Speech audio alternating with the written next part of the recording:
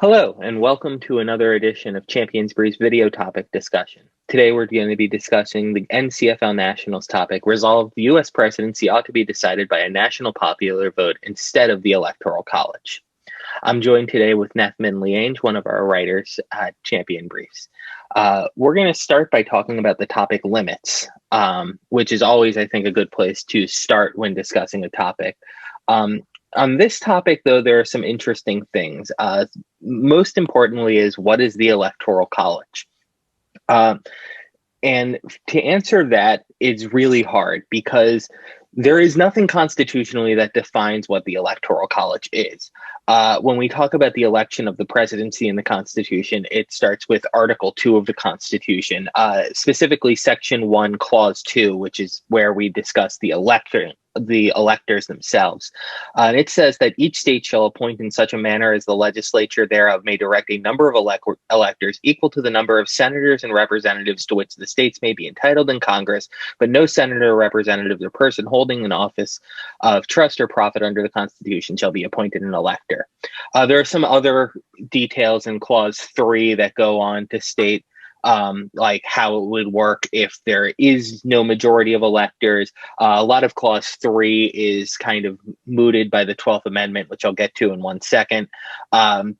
But Clause 4 is the important one that we also need to remember, which is that Congress may determine the time and choosing of the electors and the day on which they shall give their votes, which day shall be the same throughout the United States. So in that manner, the election day that is mandated by Congress of November 4th for federal elections is the day that the choosing of electors occurs. Every state has their electors that are, voted on by the popular vote. Then the legislatures approve their electors. I believe it's December 12th is the federal date at the moment. It's like 3 weeks after the date of the election. Something along those lines, that every state must approve their electors. And then on what happened to be January 6th this year, the Congress votes to accept the state's electors. Most of these functions are kind of, generally speaking, formulaic. Everybody goes in, they vote for it, they accept it.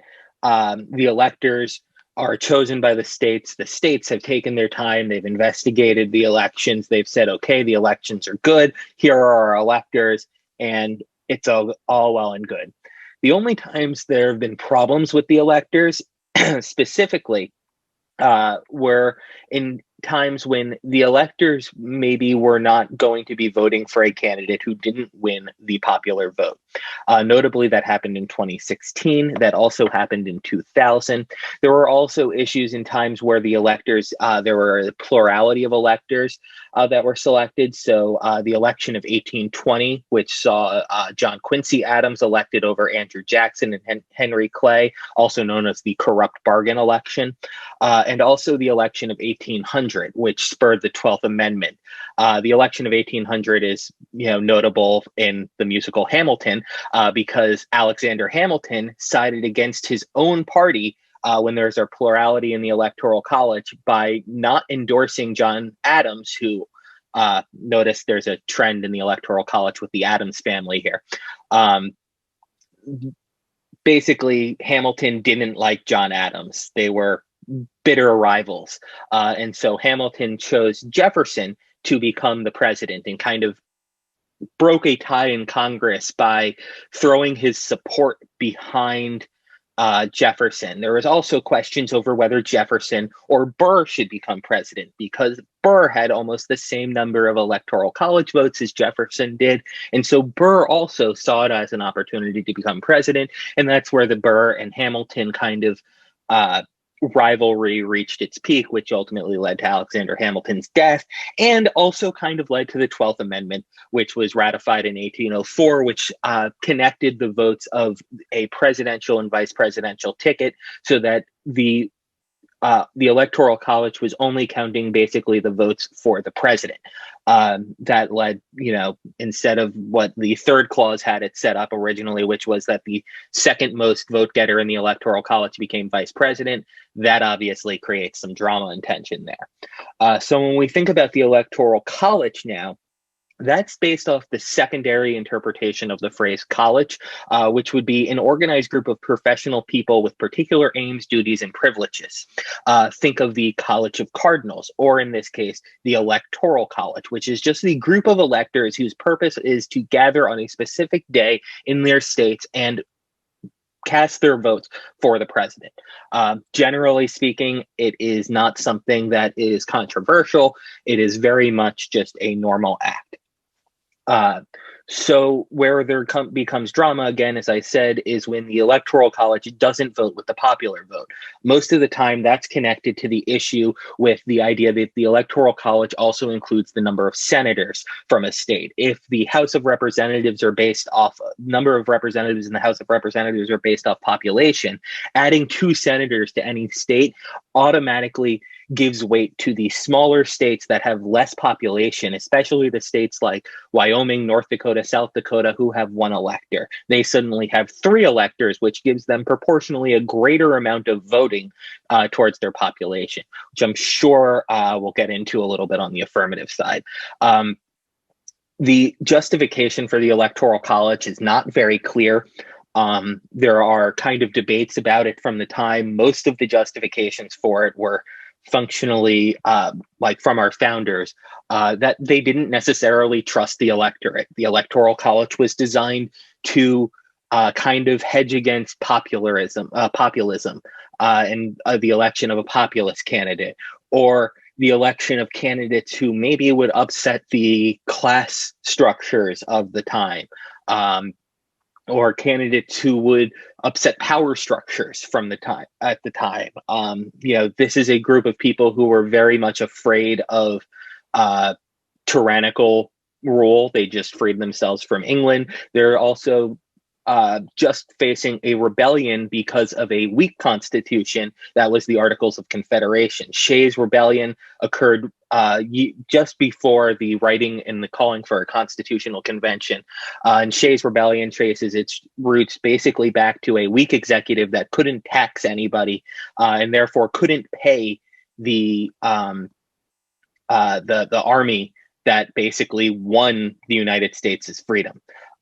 So we're looking at a time where they recognize, the people who wrote the Constitution recognized the need for a strong federal government, but also wanted to create protections against a potentially tyrannical executive.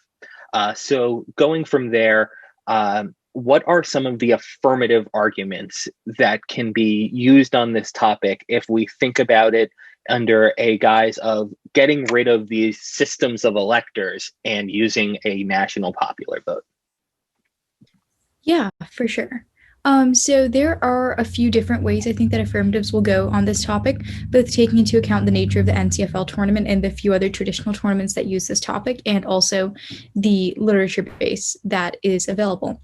So first, I think that the most common affirmative is just going to be an affirmative that defends the resolution as written, i.e. defends that the Electoral College is entirely abolished, and if we just count up the number of votes for each candidate and give the presidency to the winning ticket.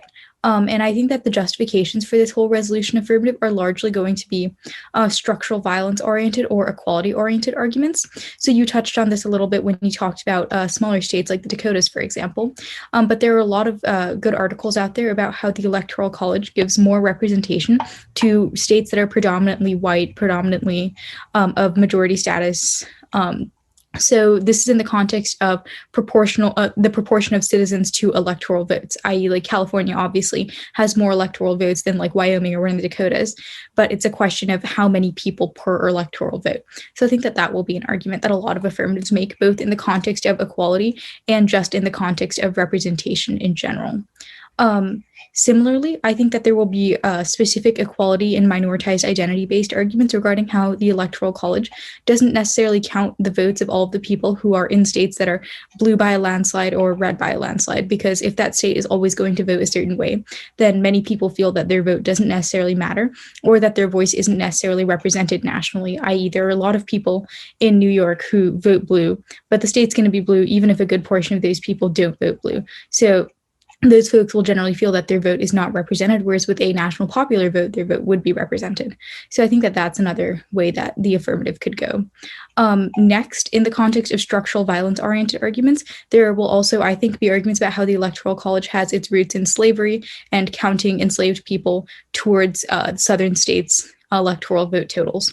So I think that that'll be another way that this affirmative will go. And I think that this will be the most common affirmative on this topic, but I certainly think that there will be other affirmatives or ways that affirmatives will adapt their case to fit the trends of the judging pool. I think that there is also room for some modern politics arguments, think like politics disad, or maybe some of the affirmatives on the compulsory voting topic that talked about how CV would lead to a certain party candidate being elected. There are lots of articles on both sides of this, actually. When I was first researching the topic, I thought that there would be a lot more articles about how the Democrats will win the popular vote than about how Republicans will. But there is a pretty even mix of articles saying Dems will win the popular vote or Republicans will win the popular vote. And I don't think too many affirmatives at NCFLs are going to fully lean in and say popular vote's good because X candidate is going to be elected. But I think that this is still something that negatives should be aware of and prepare for, because in front of some panels, I think that this could be a somewhat viable strategy. Next is, I think, a method of implementation that some affirmatives might choose to defend, which is the NPvC, or National Popular Vote Compact. This is not a method of directly abolishing the Electoral College. Under this plan, the Electoral College would still exist. States would just agree to allocate electors based on the results of the national popular vote. So this compact goes into effect once 50% of the electoral votes, or the states that hold 50% of the electoral votes, sign on to this. And so far, I think that they're about a quarter of the way there to getting enough states to sign on. And the National Popular Vote Compact essentially dictates that the states that have signed on would award their electoral votes to whoever wins the national popular vote, even if it's in direct contradiction to whoever wins their particular state. So it's worth noting that this doesn't directly abolish the Electoral College, so there are some topicality concerns here, but that also becomes a question of whether you can read topicality in front of your panel at NCFLs. But I think that the reason a lot of people will cut cards from this area of the literature base is not even necessarily because it's the best possible method of implementation of this resolution, but rather because there's a lot of recent literature. This has come up in conversation a lot since the 2016 election, when obviously Clinton won the popular vote, but Trump won the presidency. And it's come up again prior to the 2020 election cycle, when both parties were worried that their candidate might win the popular vote but lose the Electoral College. So due to the amount of recent literature on this, I think that this will be a place that people cut cards from, even if they don't explicitly defend this as their method of affirmation. I have seen a lot of cards that talk about how the NPvC is constitutional or unconstitutional, or how the NPvC would help minoritized voters or not help minoritized voters. So I think that this is just an area where there's been a lot of analysis. So I think that it's also probably worth just reading some of the popular articles on either side of the topic, so that when your opponent reads one of these articles, you have it flagged as an article that's actually about NPvC, not about direct popular vote without Electoral College, because I think that'll be an important distinction, especially at NCFLs when there's no email chain, so you can't command F NPvC in your opponent's evidence. NPvC could also be a counterplan on the negative, depending on what the affirmative is, so that's also worth noting. And Npvc is also tied to some constitutionality arguments about how the Constitution never explicitly dictates how to allocate electors. So I think that this could also make an interesting, like, philosophically oriented constitutionality-based affirmative if you don't want to go the structural violence route, or you don't think that you have a good panel for going the structural violence route. So I think that those are some of the more common affirmatives that are going to exist on this topic, but obviously I'm sure people will find ways to innovate beyond this. Lastly, I have some general piece of advice for when you are affirming, and these are pretty specific to NCFLs, although it's good to adapt to your panels always. First is, you should prepare a faster version of your affirmative and a slower version of your affirmative, just so you can adapt based on who you are in front of. And similarly, prepare a version of your affirmative that is adapted towards judges who haven't judged before, or maybe have judged something like speech or Congress before, because you'll definitely get lots of flow traditional judges who are coaches that run big traditional programs and have really judged a lot of traditional debates. But you also get judges who maybe were their team's like Congress judge for the season or PF judge for the season, and they've just been tossed into the LD pool at NCFL. So prepare for those types of judges as well, because I think that that is a place where LDers tend to really, really under adapt. And lastly, practice giving 1ARs against common traditional negatives, which I think Shatzkin's going to talk about in a second, but prepare giving 1ARs against these positions, because I think a lot of debaters going to NCFLs will just write a bunch of front lines and cut a bunch of cards, but never actually see how the speeches feel, which leads to some really, really weird round 1 and 2s of NCFLs. So just make sure that you're actually drilling the arguments and that they don't just make sense on paper. But yeah, that's everything for an overview of the affirmative. Yeah, I'll actually start with Npvc on the negative, because Npvc is going to be one of, I think, those bi-directional arguments that is going to be run on both sides. And so for negatives, I think it's going to be very important for you to establish a framework in the round that makes it very clear what the AF limits are. The AF should probably have to defend a complete elimination of an electoral college system, and anything that keeps the electoral college around should probably be untopical. That should be your negative strategy. I don't think it's going to be the easiest thing to win those types of arguments in front of every panel that exists at NCFLs, but in front of a lot of panels, I think those arguments can make some logical sense, especially with the way that the topic is worded, in that it's just that it should be decided by a national popular vote instead of the electoral college. Anything that keeps the electoral college around, even if it changes the function of the electoral college, should probably be negative ground. It's not to say that affirmatives aren't going to use this ground. They definitely will, because of, as Nethmin commented, the nature of the tournament. But negatives should try and take this ground for themselves at all costs. Because if you cede this ground to the affirmatives, it's going to be very hard for you to win debates. Now, outside of the Npvc, there are other ways that you can kind of change the electoral college in order maybe to make it more representative. One of the biggest criticisms of the electoral college is the winner take all kind of nature of the electoral college. So negatives that run arguments that kind of focus on making the electoral college proportional in each state, a la, I think like Maine and Nebraska are states that kind of divide up their electoral college votes, may solve back some of the representation issues within the electoral college, because now you're getting a minority vote present within the electoral college. That would change things like, say, a state like Florida, where it's regularly divided in a almost 50-50 manner, or 51-49, basically. It's like statistically even in many elections, or Ohio, or a lot of these battleground states, Pennsylvania, Arizona, Nevada, where you're suddenly splitting the electoral college votes. Now, the problem with that may be that you don't get a majority in the electoral college, and then the election goes back to the House of Representatives.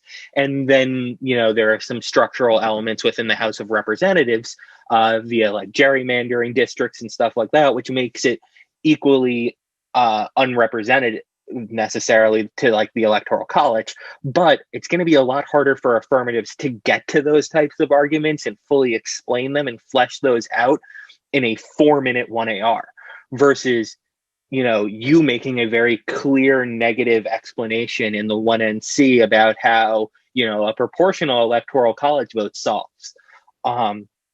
So structurally, that argument may be one that is very beneficial.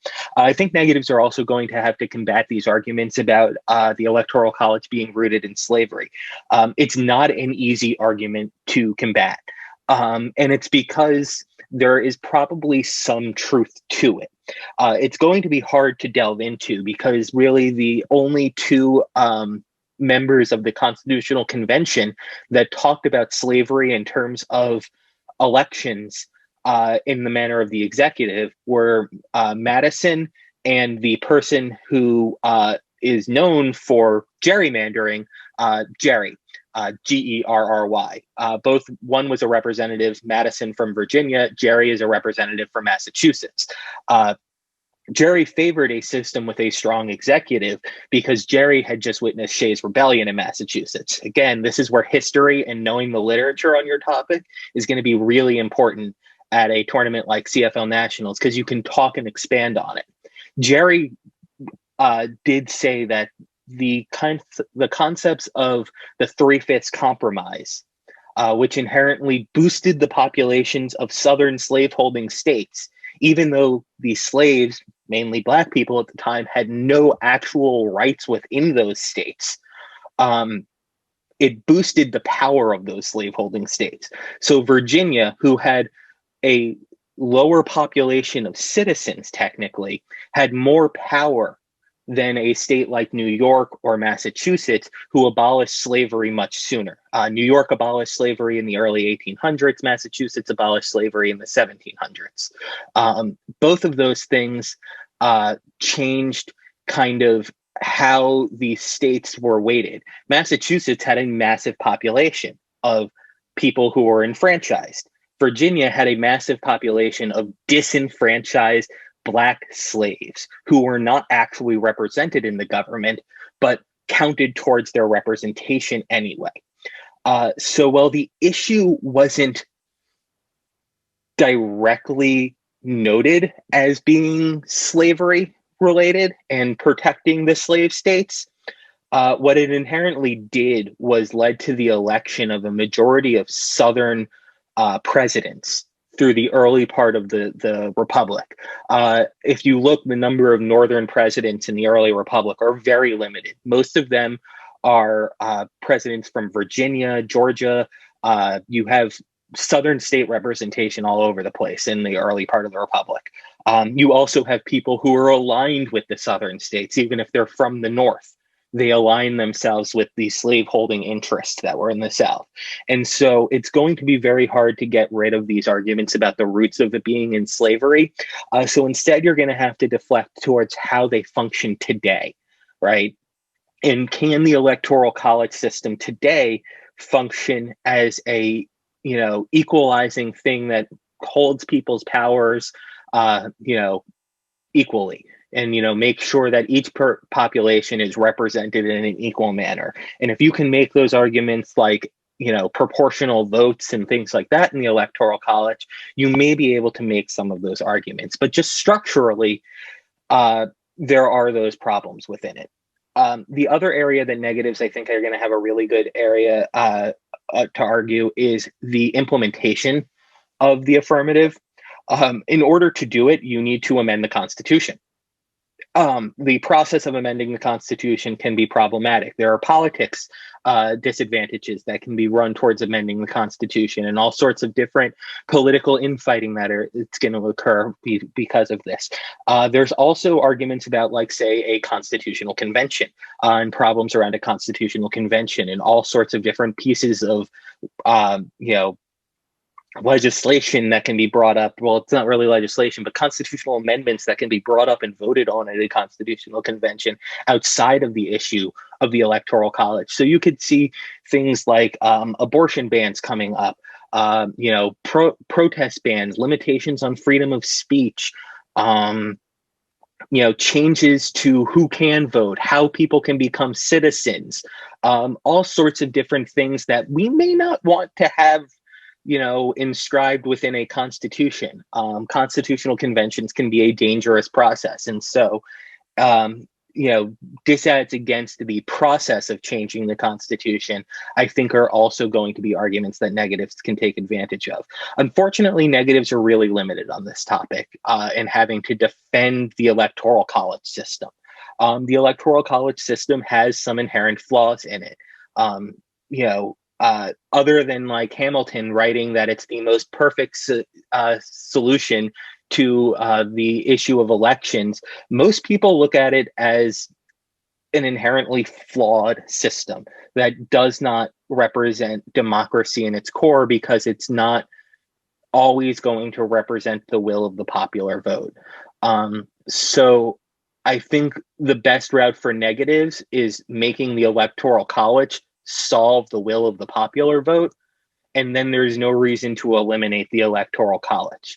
And if you have offense on the process of eliminating the Electoral College and a moderate defense of the Electoral College, you can probably get a negative ballot, especially with the panels that will be at NCFL Nationals.